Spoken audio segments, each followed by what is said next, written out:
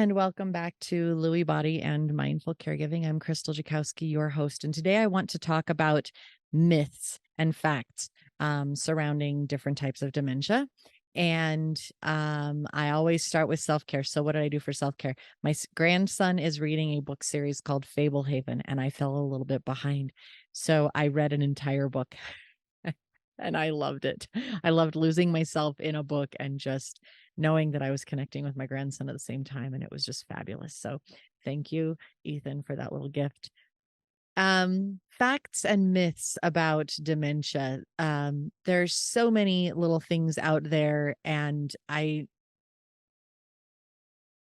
thought today would be a good day to just address a whole bunch of those. And I've taken these from myself, but also from different websites, and just compiled a list of some myths so that you can um, just be a little bit more educated on dementia in and of itself. So, um, first off, the first myth I'm going to address is that dementia is a disease.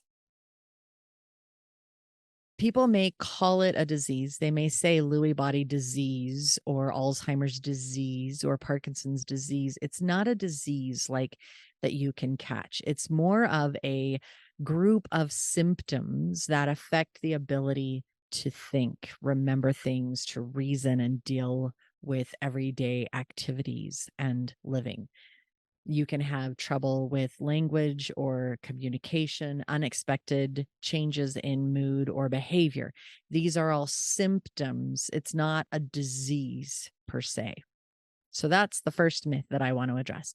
The next myth that I want to touch base on is that all types of dementia are the same, which is absolutely not true. There are over 100 different types of dementia that they have been able to really diagnose. Some are more common than others. And of those more common ones are Alzheimer's disease. That is the most common and most well-known dementia. And it's a progressive disease that slowly changes the chemistry and the structure of the brain that often leads to death of the brain cells, which means that the person becomes confused and forgetful, and they experience very many mood swings, that kind of thing. The next one is Parkinson's dementia. And though Parkinson's disease first affects the brain, the part of the brain that's key to movement, you'll see people with Parkinson's that have a lot of the shaking and whatnot. It eventually spreads and affects mental abilities too. It is not simply the shake. There is more to Parkinson's than just that tremor. It will eventually affect memory and your attention span and your judgment. And it can look a lot like Alzheimer's disease. Vascular dementia is another one that a lot of people may know about. It's more common, and this occurs when the oxygen supply to your brain is cut off due to one stroke or a bunch of mini strokes. It can also cause problems with the speed of thinking and concentrating and the ability to complete tasks. And then Lewy body. Lewy body dementia gets its name from the protein deposits that develop inside the brain. It's in the nerve cell that causes brain damage to the brain tissues. And with that, attention, alertness, hallucinations. My mom has Parkinsonian. She has Lewy body dementia with Parkinsonian tendencies. So she has the shakes as well. And then one more, frontotemporal dementia, and that one's caused by damage to the front part of the brain. And this one can affect the personality and lead to behavioral changes and then eventually memory problems as well. So that's just 5 of the most common ones. There are over 100. So it's not just one. Dementia is, and they're not all the same. They all present differently. They have different markers, and it's very important to know which one you are dealing with. Another myth is that losing your memory and getting confused is a natural part of aging. This is not true. Dementia is common in the aging population, but it's not a normal, natural part of getting old. It may be true that as we age, we get less physically and mentally agile, which is why it's important to stay active, and it's important to choose foods and activities that are heart healthy and keep us functioning. But memory loss is not necessarily a normal part of aging. Another myth is that dementia is usually diagnosed shortly after the set of Alzheimer's disease. Oh, this is not true. Dementia causing disease can be present as much as 20 years before the symptoms of dementia actually occur. And the first signs are often very mild forms of cognitive decline, like learning and memory. And they may be so minor that they just don't cause any concern whatsoever. It's not necessarily the onset of Alzheimer's disease. Keep in mind that Alzheimer's disease is a type of dementia. So, different things. Myth. Someone in my family has dementia, which means I am definitely going to get it too. BS. Not true.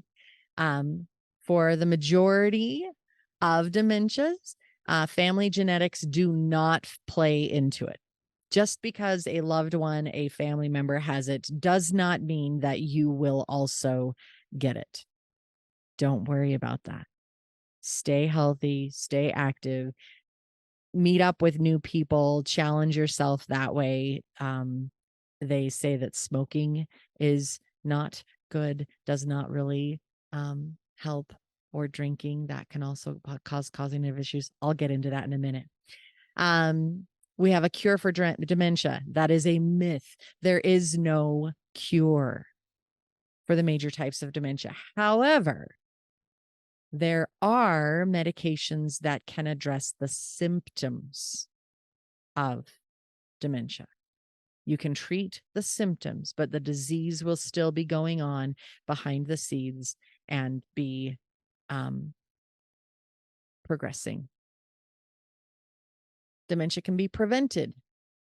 There is no effective treatment that prevents dementia or stops its progression. Now, that being said, there are several things that you can do. And I started going down this list, and now I'm going to go down the list again.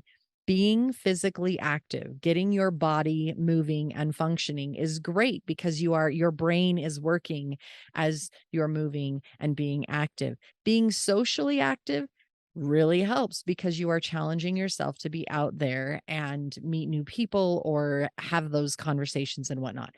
Challenge your brain, be playing some of those games, learning a new game. Challenge your brain, learn something new, educational wise. Eat healthy, make conscious and safe choices, managing your stress. People say stress. You need to reduce stress. You need to reduce stress. Your doctors will say you need to reduce stress. The challenge is that, do you even know what your stress is? And you may say, it's not a big deal. I can handle stress, but stress kills because stress can lead to heart attacks and a myriad of other health problems. So manage your stress. Understand what is stressful to you and work through it. Stop putting it off. They say that less education can be something that contributes. I think that that's more because you haven't been challenging your brain as much. And I don't necessarily agree with that. I think that you don't have to go to school to challenge your brain and learn things. So they're just talking about that challenging and making yourself do more, stretch, expand. Hearing impairment when you're struggling to hear people. Smoking is something that is a risk factor. Obesity, depression is a risk factor. Physical inactivity. So the more sedentary you are, the more likely it is. Diabetes. If you have diabetes, then the blood sugars are changing, which changes the realm of your brain. Low levels of social contact. And this goes back to the other one of just being socially active. The less you are working with people, the less you're reminding yourself how it is to be and how you can have these conversations. And you're also experiencing emotional changes, stress changes, and whatnot when you're doing social things. And so challenging yourself mentally, physically, emotionally by that social contact is a really beautiful thing.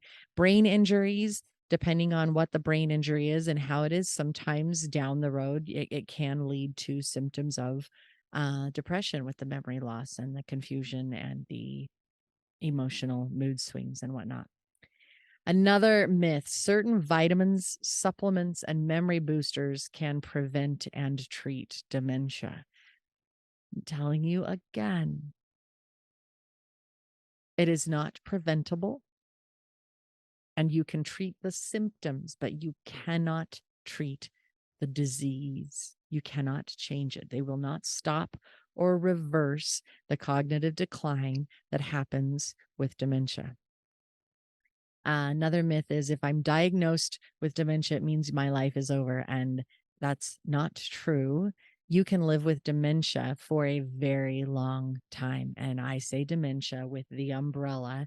There are people that have lived 20 plus years with some form of dementia. And if you continue being healthy, if you continue with that physical activity and social activity and putting yourself out there and challenging your brain to learn and do more, then it's possible that you can live a pretty dang good life for a longer time because you are exercising your body and mind.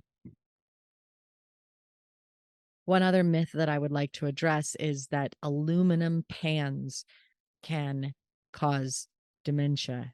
There is no proof that aluminum cooking pans cause dementia. They actually did studies with rats, and there is no proof whatsoever that aluminum pans cause or increase the amount of dementia. So those are just some common myths about dementia in particular, not necessarily Lewy body specific, but dementia as the umbrella term that is there. It's good to educate yourself. It's good to step back and check in. If you hear something and somebody makes a comment, do your research. Don't necessarily accept their word as gospel truth. Take it at face value. Go do your research.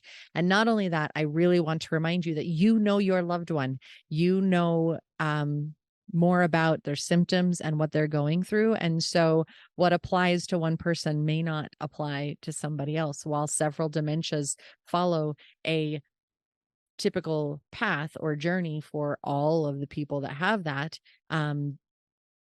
like Lewy body, for example, is erratic and completely different. You do not know what the next upset or challenge will be, what the next cognitive decline will be. So educate yourself. You be the advocate. Take those myths and research them so that you can know whether or not it's true. And yeah, do a little self-care. Go love on your loved one. Maybe take them out to dinner or something. And I'll see you again here next week for the next episode of Lewy Body and Mindful Caregiving. Until then, take care.